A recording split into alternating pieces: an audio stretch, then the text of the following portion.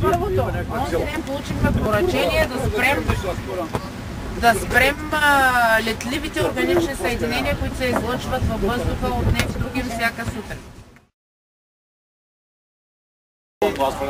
Дайте една това найлона да се вие сте там задния двор, извинявай, нормално е.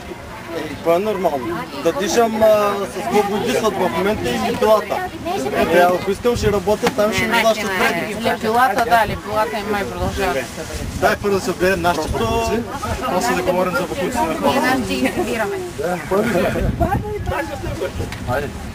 Нека да имате